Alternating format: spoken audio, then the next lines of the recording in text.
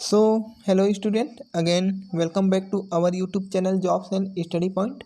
In this video, we will discuss about 100 most important veterinary MCQS question, multiple choice question for all veterinary exam, including all state veterinary exam. In this video, we will discuss about the multiple choice question. These questions is important for ABFO exam, LSA exam, VAS exam, veterinary officer exam and all state veterinary exam. तो ये video उन लोगों के लिए बहुत ही महत्वपूर्ण है जो कि वेटनरी फील्ड के अंतर्गत वेटनरी एग्ज़ाम के लिए प्रिपरेशन कर रहे हैं। तो इस वीडियो में हम लोग 100 क्वेश्चन के साथ साथ उसके 4 ऑप्शन पर भी वन बाय वन डिस्कस करेंगे, जिससे आपको अच्छे से कॉन्सेप्ट क्लियर भी हो जाएगा। तो आपका एमपी एवीएफओ का एग्ज़ाम 30 जून को रखा गया है, तो उसके लिए आप इसको एक मॉडल पेपर के रूप में भी प्रिपरेशन कर सकते हैं। हो सकता है इसमें से कुछ क्वेश्चन आपको एग्ज़ाम में भी देखने को मिल सकते हैं, तो आप एक मॉडल क्वेश्चन की तरह इसको देखिएगा और सभी क्वेश्चन को ध्यानपूर्वक समझिएगा। सो चलिए ये जो मॉडल पेपर है हम लोग के द्वारा एक तैयार किया गया है। जो बिगनर होते हैं, जो नए स्टूडेंट होते हैं, जो कि फर्स्ट टाइम एग्ज़ाम दिलाने जा रहते हैं, तो उन लोग के लिए एक कॉन्सेप्ट क्लियर हो जाए, इसीलिए इस मॉडल पेपर को तैयार किया गया है, जिसमें आपको बहुत सारे क्वेश्चन जो मोस्ट इम्पोर्टेंट क्वेश्चन हैं उनको इसमें इंक्लूड किया गया है और जिसके बारे में हम लोग वन बाय वन डिस्कस करेंगे। तो चलिए वीडियो को फिर शुरू करते हैं। तो इसमें सबसे पहला क्वेश्चन आपका है, अस्थियों का अध्ययन क्या कहलाता है, यानी study of bones is called. चलिए हम लोग डिस्कस करते हैं। आर्थ्रोलॉजी क्या होता है? Study of joints. संधियों का अध्ययन आर्थ्रोलॉजी कहलाता है। नेक्स्ट है आपका osteology study of bones. Study of bones को ऑस्टियोलॉजी बोला जाता है। नेक्स्ट ऑप्शन है आपका मायोलॉजी स्टडी ऑफ मसल्स। मांसपेशियों का अध्ययन मायोलॉजी कहलाता है। और सिंडेस्मोलॉजी और जो आर्थ्रोलॉजी होता है वो जॉइंट्स का अध्ययन कहलाता है। स्टडी ऑफ जॉइंट्स को आर्थ्रोलॉजी या सिंडेस्मोलॉजी कहते हैं। तो इसका राइट आंसर क्या हो जाएगा? Study of bones is called osteology. ठीक है। सो नेक्स्ट क्वेश्चन, निम्न में से किस जंतु में सबसे कम अस्थि पाया जाता है? तो इस क्वेश्चन का आंसर जानने से पहले हम लोग को ये समझना होगा कि इन स्पीसीज में कितने बोन्स पाए जाते हैं। ठीक है। तो डॉग, अगर हम लोग डॉग की बात करें तो डॉग में कितने पाए जाते हैं? सबको पता है 291 बोन्स पाए जाते हैं। इन केस ऑफ ऑक्स की बात करें तो 208 ऑक्स में पाए जाते हैं। इन केस ऑफ पोल्ट्री में 169 बोन्स पाए जाते हैं। इन केस ऑफ पिग, अगर हम लोग पिग की बात करें तो पिग में 270 अस्थि पाए जाते हैं। तो इन सभी चारों ऑप्शन में देखें तो सबसे कम अस्थि किस में पाई जाती है? In case of poultry. तो इसका राइट आंसर क्या हो जाएगा? इसका राइट आंसर हो जाएगा ऑप्शन सी, पोल्ट्री के केस में जो बोन्स की नंबर होते हैं वो 169 होते हैं। तो इसका राइट आंसर हो जाएगा ऑप्शन सी, यानी कि पोल्ट्री में सबसे कम बोन्स पाई जाती है इन केस ऑफ 4 ऑप्शन। ठीक है। सो नेक्स्ट क्वेश्चन नंबर 3, निम्न को सुमेलित कीजिए, मैच द फॉलोइंग। यहाँ पे आपको कॉलम दिए हुए हैं, इसमें से आपका जो राइट आंसर है उसमें उसको आपको राइट क्लिक करना है। जैसे हम एग्ज़ाम देते हैं तो उसमें आपको मैच करना रहता है। तो जैसे कि यहाँ पे फर्स्ट दिया है आपका ऑस्टियोलॉजी तो ऑस्टियोलॉजी हमने फर्स्ट में डिस्कशन किया। ऑस्टियोलॉजी स्टडी ऑफ बोन्स को ऑस्टियोलॉजी कहते हैं। देन आता है आपका स्प्लेंक्नोलॉजी। तो स्प्लेंक्नोलॉजी क्या होता है? स्प्लेंक्नोलॉजी होता है आपका विसरल ऑर्गन, जितने भी संवेदी अंग होते हैं शरीर में उनका अध्ययन स्प्लेंक्नोलॉजी कहलाता है। नेक्स्ट क्वेश्चन है आपका एस्थेसियोलॉजी। एस्थेसियोलॉजी का अर्थ होता है जितने भी संवेदी अंग हैं, जैसे कि आपका ईयर हो गया, नोज़ हो गया, आई हो गया, स्किन हो गया, तो ये सबको आपका सेंसरी ऑर्गन बोला जाता है। तो इन सेंसरी ऑर्गन का जो स्टडी होता है उसको एस्थेसियोलॉजी बोलते हैं। नेक्स्ट है आपका एंजियोलॉजी क्या होता है? हार्ट एंड ब्लड वेसल्स, यानी कि कार्डियोवास्कुलर सिस्टम का अध्ययन एंजियोलॉजी कहलाता है। तो इसका राइट आंसर क्या हो जाएगा? Osteology study of bones, splanchnology study of visceral organ, esthesiology study of sensory organ and angiology study of cardiovascular system. तो इस प्रकार का भी क्वेश्चन आपको एग्जाम में देखने को मिलता है। यहाँ पे आपको 4 ऑप्शन दे देगा, 4 कॉलम दे देगा, तो वहाँ पे आपको मैच करके फिर उसका राइट आंसर चूज करना होगा। ठीक है, तो किसी भी प्रकार का क्वेश्चन आए आपसे छूटना नहीं चाहिए, इसीलिए हम लोग सभी प्रकार के क्वेश्चन को इसमें मर्ज किए हैं। नेक्स्ट क्वेश्चन है आपका स्यूडो रुमिनेंट में अमाशय का कौन सा भाग अनुपस्थित होता है?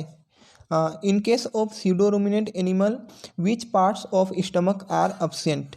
तो यहाँ पे आपको जो स्यूडो रुमिनेंट होता है उसमें जो स्टमक का पार्ट होता है कौन सा एब्सेंट होता है? तो आपका जो ओमेजम वाला पार्ट्स होता है, ओमेजम वाला पार्ट जो होता है वो स्यूडो रुमिनेंट में एब्सेंट होता है। अगर यहाँ पे रुमिनेंट्स रहता है तो रुमिनेंट्स में आपका र्यूमेन, रेटिकुलम, ओमेजम और एबोमेजम पाया जाता है। और जो नॉन रुमिनेंट एनिमल होते हैं, नॉन रुमिनेंट एनिमल में ये सभी पार्ट्स एब्सेंट होते हैं क्योंकि उसमें स्टमक का एक ही पार्ट्स होता है इन केस ऑफ नॉन रुमिनेंट। तो यहाँ पे सीडो रुमिनेंट पूछ रहा है, तो सीडो रुमिनेंट कौन कौन से होते हैं? जैसे आपका हो गया कैमल हो गया, लामा हो गया, एल्पाका हो गया। तो ये सब सीडो रुमिनेंट एनिमल होते हैं जिनमें कि ओमेजम वाला जो स्टमक का पार्ट्स होता है वो एब्सेंट होता है। ठीक है,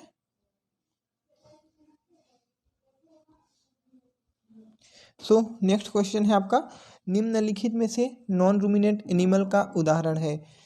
नॉन रूमिनेंट एनिमल का एग्जाम्पल कौन सा है? तो नेक्स्ट अगर हम लोग डिस्कस करें तो सीप एक रूमिनेंट एनिमल है। काऊ भी एक रूमिनेंट एनिमल है। गोट भी एक रूमिनेंट एनिमल है। तो इसका राइट आंसर क्या हो जाएगा? पिग एक नॉन रूमिनेंट एनिमल का उदाहरण है, जिसमें नॉन रूमिनेंट के अगर हम लोग स्टमक की बात करें तो उसका जो स्टमक होता है केवल एक ही पार्ट्स होता है। अगर इसके अलग अलग हम लोग उसको बोलते हैं, जैसे कि आपका फंडक हो गया, कार्डियक हो गया, पाइलोरस हो गया, तो ये सब पार्ट्स पाए जाते हैं, लेकिन इनका जो कंपार्टमेंट होता है एक ही कंपार्टमेंट होता है in case of non ruminant.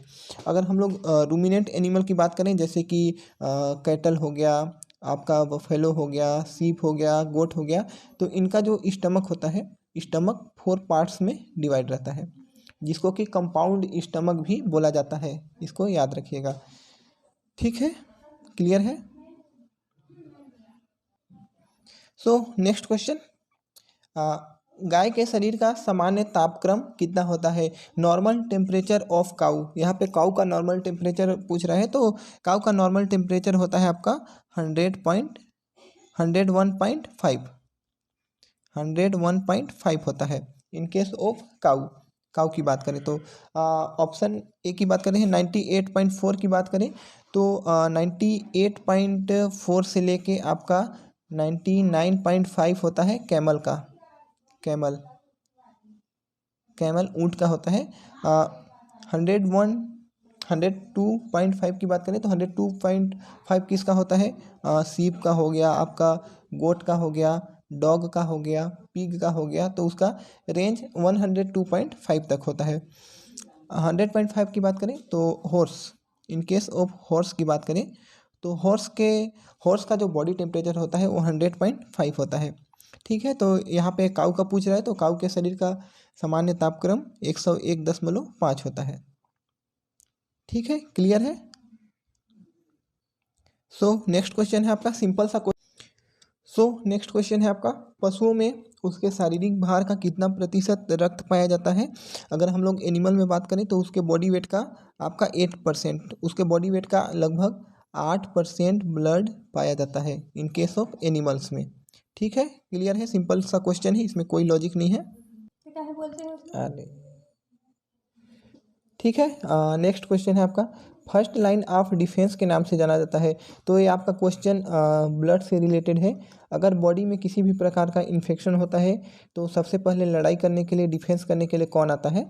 तो न्यूट्रोफिल्स जो होता है, न्यूट्रोफिल्स को फर्स्ट लाइन ऑफ डिफेंस के नाम से जाना जाता है। न्यूट्रोफिल्स जो होता है वो आपका वाइट ब्लड कार्पल्स होते हैं, WBC श्वेत रक्त कणिकाएं, ल्यूकोसाइट बोला जाता है, उसके पार्ट्स हैं। उसके अंतर्गत एक ग्रेनुलोसाइट के अंतर्गत आता है, और न्यूट्रोफिल्स की अगर संख्या बढ़ जाती है तो उसको न्यूट्रोफिलिया बोलते हैं। तो उसको न्यूट्रोफिलिया बोलते हैं। अगर न्यूट्रोफिल की संख्या बढ़ जाती है तो उसके कारण आपका बैक्टीरियल इन्फेक्शन हो सकता है, बैक्टीरियल डिसीज़ हो सकता है, आपका लंग्स डिसीज़ हो सकता है। इसके अलावा आपका न्यूमोनिया हो सकता है। तो न्यूट्रोफिल्स को फर्स्ट लाइन ऑफ डिफेंस कहा जाता है। बाकी आपका जो बेसोफिल्स है, बेसोफिल्स की कोशिकाओं के द्वारा आपका जो एक एंटीकोगुलेंट होता है हिपेरिन जो कि एक नेचुरल एंटीकोगुलेंट है, वो सीक्रेट होता है। ठीक है, बाकी इसिनोफिल हो गया, आपका लिम्फोसाइट्स हो गए। तो इसका राइट आंसर क्या हो जाएगा? First line of defence neutrophils को बोला जाता है। एक क्वेश्चन आपका पूछा गया था, तो इसको याद रखिएगा, first line of defence neutrophils को बोलते हैं।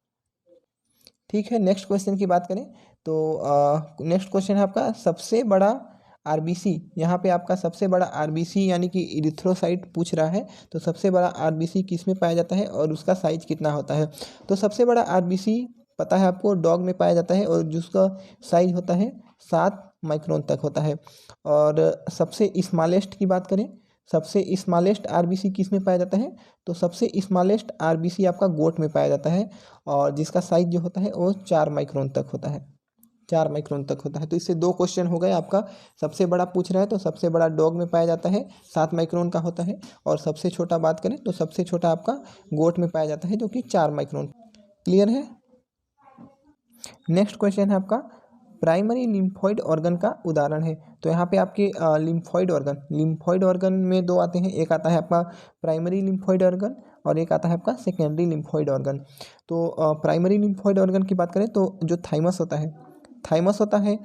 हो गया और बर्सा आप फैब्रिकस हो गया, ये सब प्राइमरी लिम्फ नोड के अंतर्गत आते हैं। बाकी आपका स्प्लीन हो गया, लिम्फ नोड हो गया और एडिनोइड्स हो गया, ये सब सेकेंडरी लिम्फ नोड के अंतर्गत आते हैं। और ये जो स्प्लीन होता है, स्प्लीन सबसे लार्जेस्ट लिम्फ नोड होता है। सबसे अगर हम लोग लार्जेस्ट लिम्फ नोड की बात करें तो स्प्लीन लार्जेस्ट लिम्फ नोड होता है। और यहाँ पे प्राइमरी लिम्फोइड ऑर्गन पूछ रहा है तो प्राइमरी लिम्फोइड ऑर्गन आपका थाइमस होता है। ठीक है, क्लियर है? चलिए नेक्स्ट क्वेश्चन की बात करें तो नेक्स्ट क्वेश्चन है आपका मैच द फॉलोइंग। यहाँ पे आपको जो राइट आंसर है उसके साथ उसको मैच करना है। तो यहाँ पे आपके स्पेशल बोन यानी कि विसरल बोन दिए हुए हैं। वो विसरल बोन्स जो होते हैं कौन से स्पीसीज़ में पाए जाते हैं उसके अकॉर्डिंग उसको मैच करना है। ठीक है, अगर हम लोग डॉग की बात करें तो जो ओस पेनिस होता है, ओस पेनिस डॉग में पाया जाता है। डॉग के पेनिस में ओस पेनिस पाया जाता है जो कि एक स्पेशल बोन है। कैमल की बात करें तो कैमल में ओस फ्रेनिक पाया जाता है। ओस फ्रेनिक कहाँ पाया जाता है? जो कैमल का डायफ्राम होता है, डायफ्राम में ओस फ्रेनिक पाया जाता है। ऑक्स की बात करें तो जो ओस कार्डिक्स होता है, ओस कार्डिक्स कहाँ पाया जाता है? ऑक्स का जो हार्ट होता है, ऑक्स के हार्ट में ओस कार्डिक्स पाया जाता है। ठीक है, इन केस ऑफ बर्ड्स तो ओस ऑप्टिकस आई ऑफ बर्ड्स का जो आँख होता है उसमें पाया जाता है। अगर हम लोग इसकी संख्या की बात करें तो ओस कॉर्डिस की संख्या 2 होती है। ओस पेनिस की संख्या 1 होती है। ओस ऑप्टिकस की बात करें तो ओस ऑप्टिकस की संख्या भी 2 होती है। ओस फ्रेनिक की संख्या 1 होती है। तो यहाँ पे आपके 2 प्रकार से क्वेश्चन आ सकते हैं। या तो हो सकता है कि आपका विसरल ऑर्गन को पूछे कि कौन से स्पीसीज में पाया जाता है, या फिर इनका संख्या पूछ सकता है।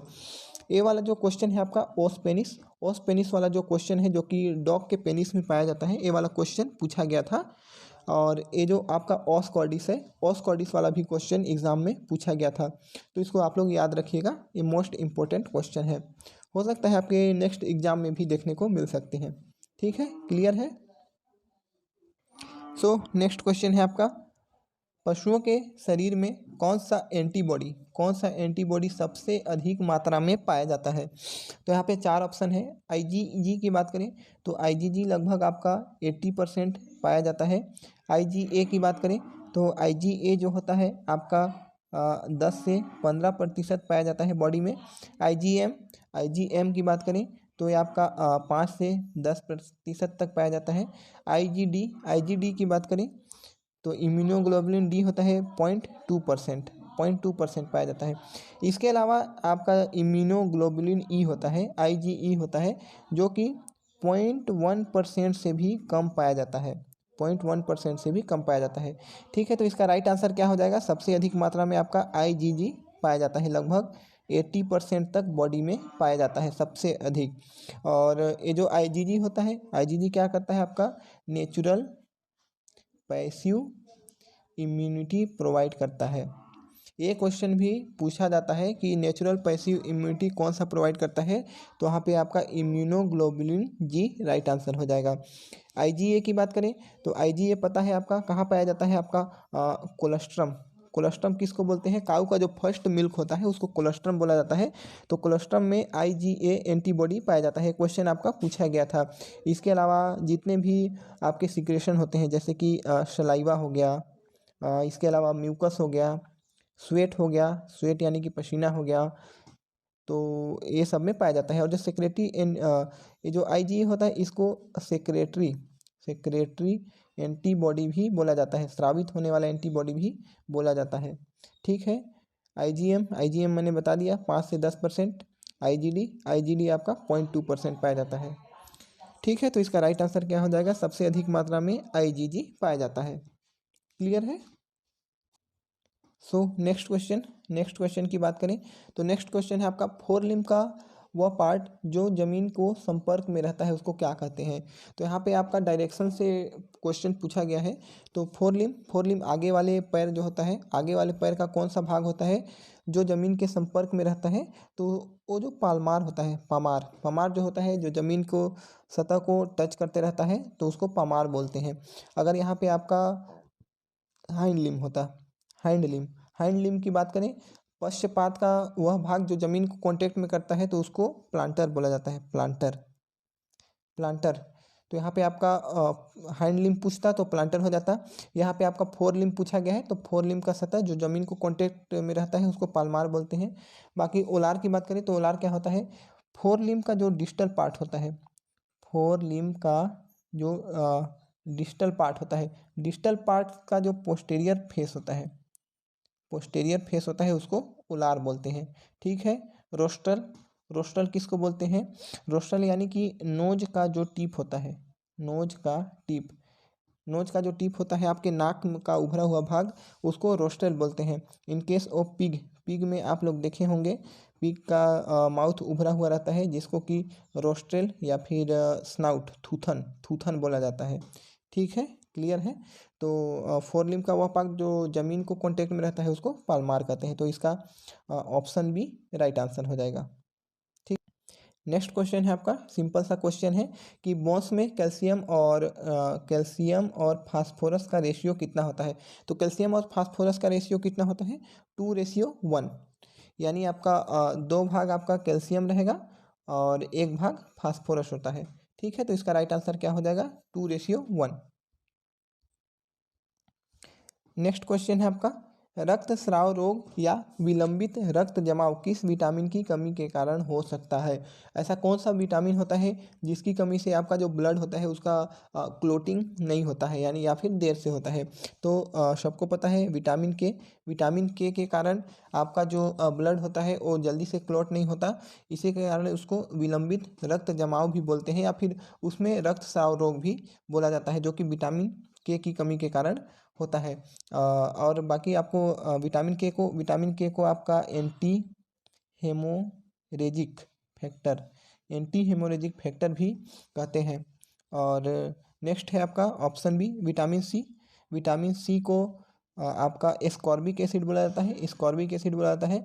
और विटामिन सी की कमी से स्कर्वी रोग होता है। ठीक है, विटामिन बी वन की बात करें तो विटामिन बी1 का रासायनिक नाम है थायमिन।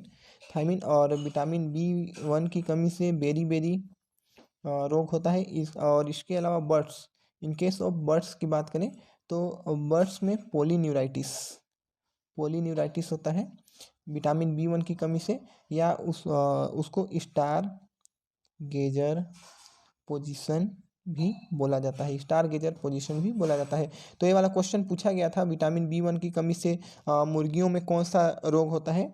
तो पोलीन्यूराइटिस होता है। विटामिन ई की बात करें तो इसको अल्फा टोकोफेरोल बोलते हैं। और विटामिन ई विटामिन ई को आपका ब्यूटी विटामिन भी बोला जाता है, इसका एक और नाम है synonym beauty vitamin. Vitamin E की कमी से आपका इन केस ऑफ पोल्ट्री की बात करें तो इंसेफेलोमलेशिया रोग होता है, जिसको कि आपका क्रेजी चीक डिसीज़ भी बोला जाता है, जो कि मुर्गियों में विटामिन ई की कमी से होता है। ठीक है, तो यहाँ पे अब हम लोग को रक्त स्राव रोग या फिर विलंबित रक्त जमाव का बारे में पढ़ना है। तो किस कमी के कारण होता है, तो विटामिन के की कमी के कारण होता है। ठीक है, क्लियर है। नेक्स्ट क्वेश्चन है आपका according to classification of bones. अगर हम लोग बोन्स के क्लासिफिकेशन के अनुसार देखें तो बोन्स के क्लासिफिकेशन के अनुसार जो पटेला होता है, पटेला किस बोन के अंतर्गत आते हैं, तो पटेला जो होता है वो सेसामोइड बोन का एग्जाम्पल है, सेसामोइड बोन का एग्जाम्पल है। और जो पटेला होता है, आपका जो पटेला होता है वो लार्जेस्ट सेसामोइड बोन होता है। ये वाला क्वेश्चन भी आपको देखने को मिल सकता है कि सबसे लार्जेस्ट सेसामोइड बोन कौन सा है, तो लार्जेस्ट सेसामोइड बोन की बात करें तो पटेला है। तो अस्थियों के वर्गीकरण के अनुसार पटेला सेसामोइड बोन के अंतर्गत आता है। तो इसका राइट आंसर क्या हो जाएगा, ऑप्शन सी, सेसामोइड बोन। ठीक है, बाकी फ्लैट बोन चपटी अस्थि की बात करें तो आपका जो स्केपुला होता है, स्केपुला फ्लैट बोन के अंतर्गत आता है। न्यूमेटिक बोन किस में पाया जाता है, न्यूमेटिक बोन आपका बर्ड्स में पाया जाता है। न्यूमेटिक बोन ऐसे बोन्स होते हैं जिनमें कि आपका एयर सेक भरा होता है। ठीक है, एयर सेक पाया जाता है। और सेसामोइड बोन मैंने बताया पटेला सेसामोइड बोन का एग्जांपल है। विसरल बोन जो कि आपके ऑर्गन्स में पाए जाते हैं, जैसे कि मैंने बताया था ओस पेनिस हो गया, आपका ओस कॉर्डिस हो गया, ओस रोस्ट्रल हो गया, तो ये सब आपके विसरल बोन के एग्जांपल हैं। ठीक है, क्लियर है। नेक्स्ट क्वेश्चन है आपका, निम्नलिखित में से किस अस्थि को ब्रेस्ट बोन के नाम से भी जाना जाता है, तो जो आपका स्टर्नम होता है, स्टर्नम को ब्रेस्ट बोन भी बोला जाता है। तो इसका सिनोनिम्स है। ये वाला क्वेश्चन आपका जो एलएसए एग्ज़ाम है, एलएसए एग्ज़ाम में पूछा गया था कि ब्रेस्ट बोन किसको बोलते हैं, तो आपका जो स्टर्नम होता है उसको ब्रेस्ट बोन भी बोला जाता है। नेक्स्ट क्वेश्चन आपका रिसर्च इंस्टीट्यूट से है। केंद्रीय भेड़ और ऊन अनुसंधान संस्थान CSWRI, जिसको कि बोला जाता है central sheep and wool research institute, कहाँ है, तो ये है आपका अविकानगर में है, बीकानेर में नहीं है, भोपाल में भी नहीं है, मालपुरा राजस्थान। तो यहाँ पे आपका राइट आंसर क्या हो जाएगा, ऑप्शन ई, AND, यानी कि अविकानगर, मालपुरा, या और एक होता है आपका टोंक। अविकानगर, मालपुरा, टोंक राजस्थान में है। तो इसका राइट आंसर क्या हो जाएगा, ऑप्शन ई इसका राइट आंसर हो जाएगा। ठीक है, central sheep and wool research institute. Next question है आपका, पशुओं में हीट स्ट्रोक से होता है, हीट स्ट्रोक किसको बोलते हैं, तो जब बॉडी का जो टेम्परेचर होता है नॉर्मल से अधिक हो जाता है, हाई हो जाता है, तो उसको बोलते हैं हीट स्ट्रोक, यानी कि हाइपोथर्मिया यानी होता है आपका सब नॉर्मल बॉडी टेम्परेचर, यानी जब शरीर का तापमान सामान्य से कम हो जाता है तो उसको हाइपोथर्मिया बोला जाता है। और सामान्य से अधिक हो जाता है तो उसको हाइपरथर्मिया बोला जाता है। हाइपरथर्मिया को हीट स्ट्रोक भी बोलते हैं। ठीक है, तो नेक्स्ट क्वेश्चन है, निम्न कथनों पर विचार कीजिए। यहाँ पे स्टेटमेंट दिया हुआ है, तो इस पर आप इसको हमको अच्छे से पढ़ना है और नीचे ऑप्शन में राइट क्लिक करना है। तो पहला है आपका, विटामिन ए का रासायनिक नाम एस्कॉर्बिक एसिड है, तो ये तो गलत ही है। विटामिन ए को रेटिनॉल बोला जाता है। विटामिन ए की कमी से न्यूट्रिशनल ड्रॉप होता है, सही है। विटामिन ए रोडोप्सिन के निर्माण में अति आवश्यक होता है, तो विटामिन ए रोडोप्सिन के निर्माण में अति आवश्यक होता है, ये गलत है। विटामिन ए ब्लड क्लोटिंग में सहायता करता है, तो ये भी आपका गलत है। विटामिन ए रोडोप्सिन के निर्माण में सहायता करता है, सही है। तो आपका विटामिन ए की कमी से न्यूट्रिशनल ड्रॉप होता है, दूसरा वाला हो गया।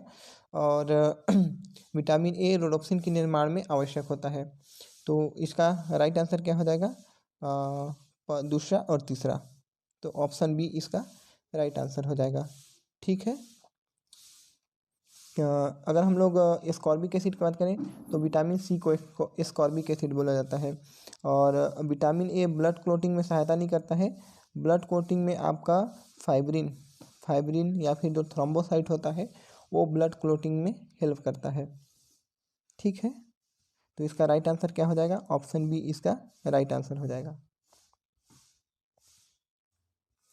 नेक्स्ट क्वेश्चन है आपका, पशुओं में मेंज रोग किसके कारण होता है? तो मेंज फ्लीस के कारण तो होता नहीं है, टिक्स के कारण तो नहीं होता है, लाइस के कारण भी नहीं होता है, तो माइट्स जो होते हैं माइट्स के कारण मेंज होता है। ये वाला जो क्वेश्चन है आपका एमपी का जब एबीएफओ एग्ज़ाम हुआ था तो एमपी एबीएफओ एग्ज़ाम में ये वाला क्वेश्चन पूछा गया था कि मेंज किसके कारण होता है? तो मेंज होता है जो माइट्स के कारण, घुन के कारण होता है। ठीक है, और इसमें से जो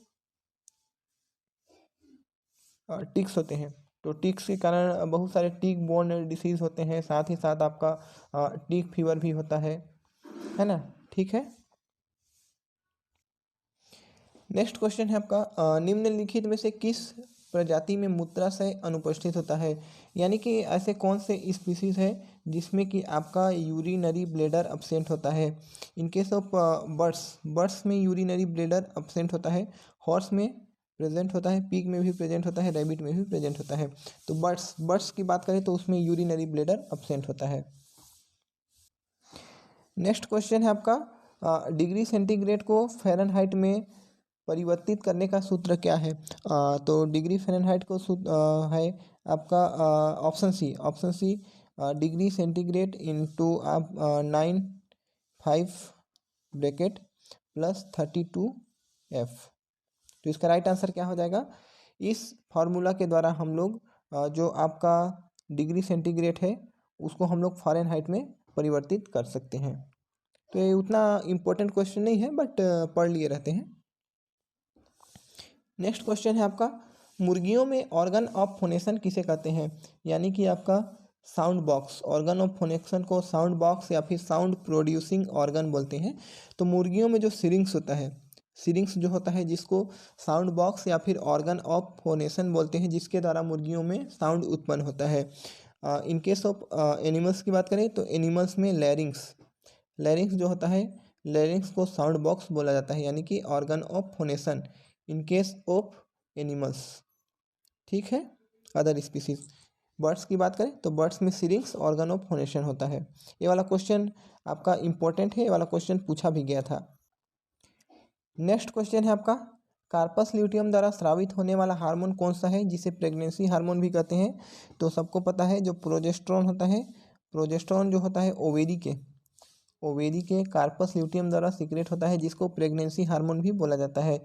एस्ट्रोजन ओवेरी के ग्राफियन फॉलिकल द्वारा सीक्रेट होता है, जो कि आपका जो स्ट्रेस होता है या फिर जो हीट होता है, हीट को स्टिमुलेट करता है। साथ ही साथ ये आपके जो सेकेंडरी सेक्सुअल कैरेक्टर होते हैं उसके लिए भी रिस्पॉन्सिबल होता है। टेस्टोस्टेरोन मेल में टेस्टिकल्स के द्वारा सीक्रेट होता है। ऑक्सीटोसिन पिट्यूटरी ग्लैंड के पोस्टीरियर लोब द्वारा स्रावित होता है, जिसे मिल्क लेट डाउन हार्मोन बोला जाता है। ये जो ऑक्सीटोसिन वाला क्वेश्चन है जिसको कि मिल्क लेट डाउन हार्मोन भी बोला जाता है, ये वाला क्वेश्चन भी आपका पूछा गया था एलएसए एग्ज़ाम में। ठीक है, साथ ही साथ आपका एबीएफओ एग्ज़ाम में भी पूछा गया था, तो ये वाला क्वेश्चन इंपॉर्टेंट हो सकता है अदर एग्जाम्स के लिए। नेक्स्ट क्वेश्चन है आपका, वह पशु जिसके कशेरुक दंड की अस्थि का सूत्र C7 thoracic 18 L6 S5 CY 15 to 21 होता है। तो यहाँ पे आपका थोरेसिक्स में 80 बोन है, तो 80 बोन थोरेसिक्स में किसके होते हैं? तो इन केस ऑफ हॉर्स की बात करें तो हॉर्स का जो कशेरुक दंड होता है उसका जो फार्मूला होता है वो C7 TH18 L6 S5 CY 15 to 21 होता है। इन केस ऑफ काऊ की बात करें तो काऊ में C7 थोरेसिक्स 13 होता है, L6 S5 कॉक्सीजियल 15 से 25। तो इन केस ऑफ काऊ की बात करें तो। ठीक है, तो यहाँ पे हॉर्स का पूछा गया है, तो हॉर्स का फॉर्मूला होता है जिसको कि कशेरुक दंड सूत्र बोलते हैं। ये वाला क्वेश्चन भी आपका एलएसए एग्जाम में पूछा गया था, साथ ही साथ आपका एबीएफओ एग्जाम में भी पूछा गया था, तो ये वाला क्वेश्चन भी इम्पोर्टेंट हो सकता है। नेक्स्ट क्वेश्चन है आपका, गाय में पसलियों की संख्या कितनी होती है? तो यहाँ पे काऊ के केस में रिप्स पूछ रहा है कि रिप्स की संख्या कितनी होती है। तो रिप्स की कितनी होती है आपकी 26 यानी कि 13 पेयर्स। इन केस ऑफ काऊ, काऊ की बात करें तो काऊ में 13 जोड़ी पसलियाँ पाई जाती है। इन केस ऑफ हॉर्स की बात करें, इन केस ऑफ हॉर्स की बात करें तो हॉर्स में 18 जोड़ी पसलियाँ पाई जाती है। ठीक है, नेक्स्ट क्वेश्चन है आपका, निम्नलिखित में से मुर्गियों में किसे सत्य अमाशय यानी कि ट्रू स्टमक बोलते हैं?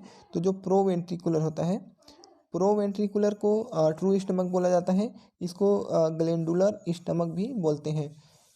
आपका जो इन केस ऑफ रूमिनेट्स की बात करें, जितने भी रोमांथी पशु होते हैं, तो रूमिनेट्स में जो एबोमेजम होता है, एबोमेजम को ट्रू स्टमक बोला जाता है।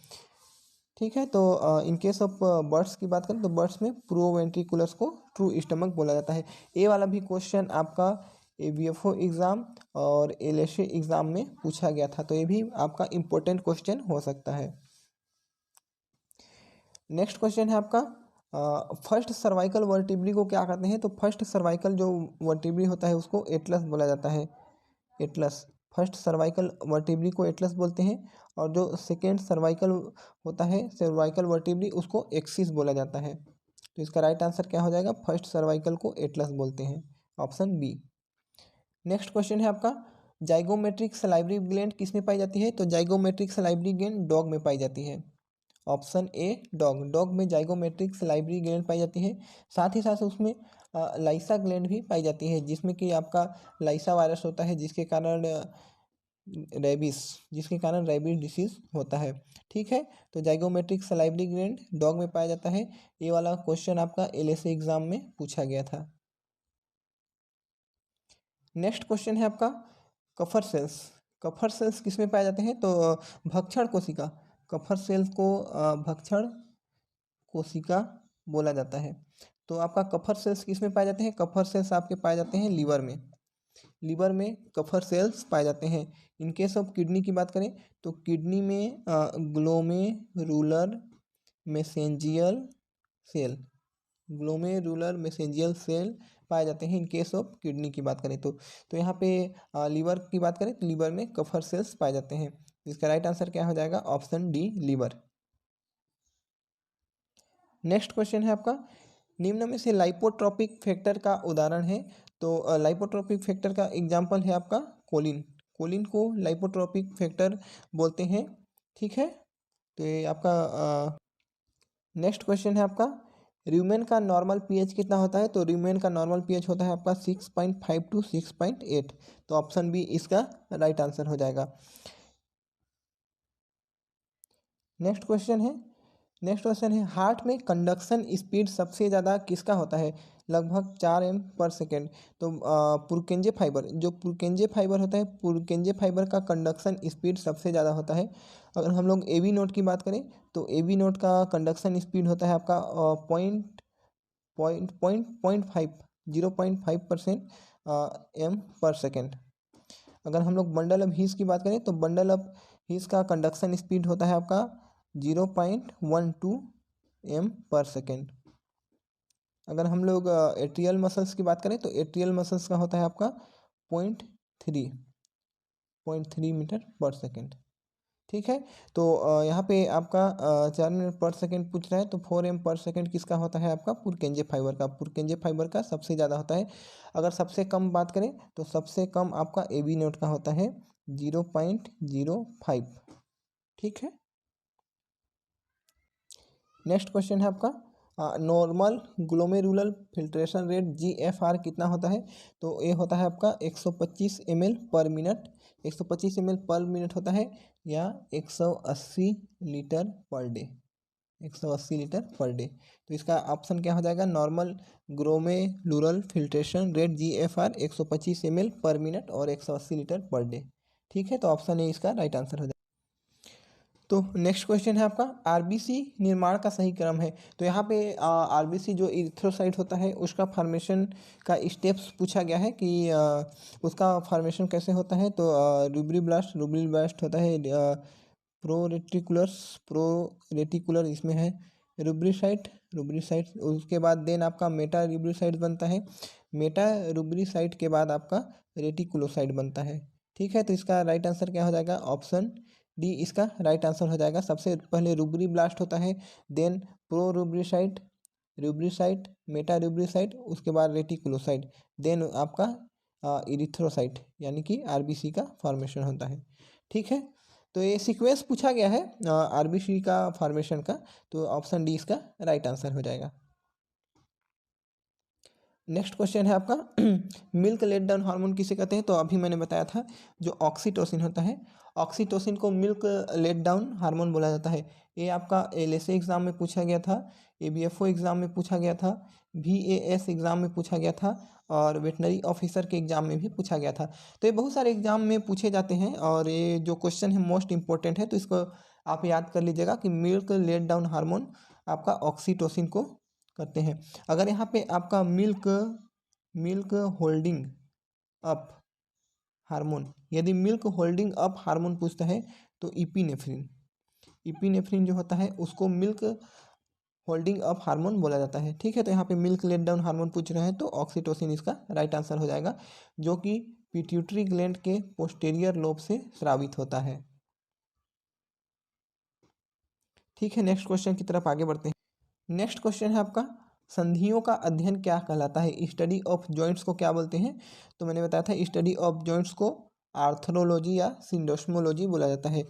मायोलॉजी स्टडी ऑफ मसल्स बताया था मैंने, ऑस्टियोलॉजी स्टडी ऑफ बोन्स को ऑस्टियोलॉजी कहते हैं, एस्थेसियोलॉजी स्टडी ऑफ सेंसरी ऑर्गन को एस्थेसियोलॉजी कहते हैं। तो स्टडी ऑफ जॉइंट्स को आर्थ्रोलॉजी या सिंडेस्मोलॉजी बोला जाता है। तो ऑप्शन सी इसका राइट आंसर हो जाएगा। नेक्स्ट क्वेश्चन है आपका, मसल्स के अध्ययन को क्या कहते हैं, मांसपेशियों के अध्ययन को। तो मांसपेशियों के अध्ययन को मायोलॉजी बोला जाता है। Osteology study of bones, arthrology study of joints, and esthesiology study of sensory organ. तो study of muscles is called myology. Next question है आपका, अस्थियों में दरार को किस शब्द से जाना जाता है। यदि बोन्स में किसी प्रकार का दरार हो जाता है तो उसके लिए एक शब्द होता है, उसको क्या बोलते हैं, तो उसको बोला जाता है आपका क्लेफ्ट या फिशर। क्लेफ्ट या फिशर को बोलते हैं अस्थियों में दरार आ जाना। ठीक है, नेक्स्ट क्वेश्चन है आपका, एक्जियल स्केलेटन के अंतर्गत नहीं आता है। जो अक्षीय कंकाल होता है उसके अंतर्गत कौन नहीं आता, स्कल आता है, रिब्स भी आता है, स्टर्नम भी आता है। तो जो फोर लिम होता है जो एक्जियल स्केलेटन के अंतर्गत नहीं आता। फोर लिम किसके अंतर्गत आता है, फोर लिम अपेंडिकुलर स्केलेटन के अंतर्गत आता है। अपेंडिकुलर स्केलेटन यानी कि जिसको कि हिंदी में उपांगीय कंकाल बोला जाता है, उपांगीय कंकाल बोलते हैं। ठीक है, तो एक्जियल स्केलेटन के अंतर्गत फोर लिम्ब नहीं आता है। नेक्स्ट क्वेश्चन है आपका, अस्थियों में कार्बनिक पदार्थ की मात्रा कितनी परसेंट पाई जाती है। तो अस्थियों में कार्बनिक पदार्थ आपका 70% तक ऑर्गेनिक मैटर पाया जाता है, और अकार्बनिक इनऑर्गेनिक मैटर 70% तक, और ऑर्गेनिक मैटर की बात करें तो 30% तक आपका ऑर्गेनिक मैटर यानी कि कार्बनिक पदार्थ पाया जाता है। ठीक है, तो इसका राइट आंसर क्या हो जाएगा, इनऑर्गेनिक पदार्थ, तो 70%। नेक्स्ट क्वेश्चन है आपका, मैच द फॉलोइंग। यहाँ पे आपको जितने भी विसरल बोन हैं, स्पेशल बोन, उसको उनकी संख्या के साथ मैच करना है। ऑस्कॉर्डिस की मैंने संख्या बताया था, 2 पाई जाती है। ऑस्पेनिस कितनी पाई जाती है, 1 पाई जाती है। ऑस्पेनिस 1 पाई जाती है। ठीक है, ऑस ऑप्टिकस की बात करें तो ऑस ऑप्टिकस की संख्या कितनी होती है, 2 होती है। ऑस ऑप्टिकस की संख्या 2 होती है। ऑसफ्रेनिक की संख्या 1 होती है, और ओस रोस्ट्रेल की संख्या भी 1 होती है। ठीक है, ऑस्कॉर्डिस किस में पाया जाता है, ऑक्स के हार्ट में पाया जाता है। ऑस्पेनिस डॉग के पेनिस में पाया जाता है। ऑस ऑप्टिकस बर्ड्स के आई में पाया जाता है। ऑसफ्रेनिक कैमल के डायफ्राम में पाया जाता है। ऑस रोस्ट्रल जो होता है पिग के स्नाउट में पाया जाता है। क्लियर है। नेक्स्ट क्वेश्चन है आपका, गाय में कुल अस्थियों की संख्या कितनी होती है? तो मैंने बताया था ऑक्स में, गाय में कुल अस्थियों की संख्या 208 होती है। In case of dog, dog में 291 होता है। In case of birds, poultry की बात करें तो 169 होता है। इन केस ऑफ काऊ की बात करें तो काऊ में 208 अस्थियाँ होती है। ठीक है। नेक्स्ट है आपका इंसुलिन पेंक्रियाज के कौन से सेल द्वारा स्रावित होता है? तो इंसुलिन जो होता है पेंक्रियाज के आइसलेट ऑफ लैंगरहैंस के बीटा सेल्स द्वारा स्रावित होता है। और इंसुलिन क्या बोलते हैं, पेंक्रियाज, पेंक्रियाज से 3 प्रकार के हार्मोन सीक्रेट होते हैं। एक आपका ग्लूकेगोन होता है, ग्लूकेगोन, ग्लूकेगोन जो कि ब्लड में कैल्शियम लेवल को बढ़ाता है। तो ग्लूकेगोन कहाँ से स्रावित होता है? तो आइसलेट ऑफ लैंगरहैंस के अल्फा सेल द्वारा स्रावित होता है। और आपका जो डेल्टा सेल होता है, डेल्टा सेल के द्वारा कैल्सीटोनिन, कैल्सीटोनिन स्रावित होता है। और बीटा सेल्स, बीटा सेल्स के द्वारा इंसुलिन हार्मोन सीक्रेट होता है। ठीक है। तो ये वाला जो क्वेश्चन है आपका, ये वाला क्वेश्चन आपका एलएसए एग्ज़ाम में भी पूछा गया था, वीएस एग्ज़ाम में भी पूछा गया था, और आपका एबीएफओ एग्ज़ाम में भी पूछा गया था। तीनों एग्जाम में ये क्वेश्चन पूछा गया था। ठीक है। तो ये वाला क्वेश्चन याद कर लीजिएगा। नेक्स्ट क्वेश्चन है आपका, निम्नलिखित में से कौन नेचुरल एंटीकोगुलेंट का उदाहरण है? तो मैंने फर्स्ट में ही बताया था, जो हिपेरिन होता है, हिपेरिन जो होता है नेचुरल एंटीकोगुलेंट का उदाहरण है, जो कि बेसोफिल, जो कि बेसोफिल कोशिका या फिर मास्ट सेल द्वारा स्रावित होता है। बेसोफिल कोशिका किस में पाए जाते हैं? आपका डब्ल्यूबीसी, डब्ल्यूबीसी में। ठीक है। तो हिपेरिन, हिपेरिन नेचुरल एंटीकोगुलेंट का उदाहरण है, जो कि बेसोफिल या फिर मास्ट सेल द्वारा स्रावित होता है। क्लियर है। बाकी EDTA, EDTA ethylene diamine tetra acetic acid, इसका उपयोग करते हैं। इसका उपयोग हम लोग ब्लड के मार्फोलॉजी एग्जामिनेशन में करते हैं। सोडियम साइट्रेट, सोडियम साइट्रेट का उपयोग ब्लड ट्रांसफ्यूजन, ब्लड ट्रांसफ्यूजन में करते हैं। ठीक है। नेक्स्ट क्वेश्चन है आपका रोथरास टेस्ट। तो रोथरास टेस्ट किसके लिए किया जाता है? यूरिन में, यूरिन में यदि आपका कीटोन बॉडीज़ आ गया है, कीटोन बॉडीज़ है, तो उसके लिए रोथेरास टेस्ट करते हैं। तो रोथेरास टेस्ट कीटोनूरिया के लिए किया जाता है। बाकी हेमेचूरिया, हेमेचूरिया की बात करें तो हेमेचूरिया के लिए आपका बेंजेडिन, बेंजेडिन रीएजेंट टेस्ट, बेंजेडिन रीएजेंट टेस्ट किया जाता है हेमेचूरिया के लिए। प्रोटीन यूरिया की बात करें, यूरिन में प्रोटीन आ जाता है, तो उसके लिए कौन सा टेस्ट करते हैं? तो उसके लिए Heller, Heller's nitric acid test, Heller nitric acid test करते हैं, या फिर biuret test, biuret test करते हैं। अगर हीमोग्लोबिनूरिया की बात करें तो हीमोग्लोबिनूरिया क्या होता है? आपका यूरिन, यूरिन में HB हीमोग्लोबिन आ जाता है, तो उसको हीमोग्लोबिनूरिया कहते हैं।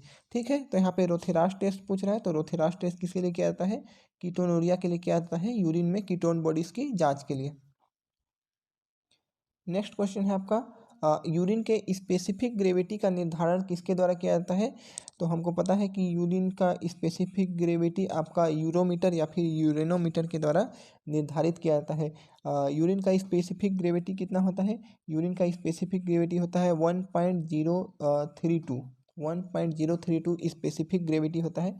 अगर हम लोग यूरिन के पीएच की बात करें तो यूरिन का पीएच 7.4 से लेके आपका 8.4 तक होता है। ठीक है। बाकी पीएच स्केल, पीएच स्केल के द्वारा एसिडिटी या फिर एल्कलाइन की जांच की जाती है। हाइड्रोमीटर, हाइड्रोमीटर वाटर के लिए किया जाता है। ठीक है। तो यूरेनोमीटर या फिर यूरोमीटर जो होता है वो यूरिन के स्पेसिफिक ग्रेविटी के निर्धारण के लिए, मेजरमेंट के लिए किया जाता है। नेक्स्ट क्वेश्चन है आपका फ्यूमिगेशन, फ्यूमिगेशन के लिए उपयोग किया जाने वाला सामान्य रासायनिक क्या है? तो फ्यूमिगेशन के लिए कौन सा केमिकल यूज़ करते हैं? फ्यूमिगेशन के लिए पोटेशियम परमैंगनेट और फॉर्मेल्डिहाइड का उपयोग किया जाता है। इसमें जो पोटेशियम परमैंगनेट और फॉर्मेल्डिहाइड होता है, तो पोटेशियम परमैंगनेट का रेशियो होता है 1:2।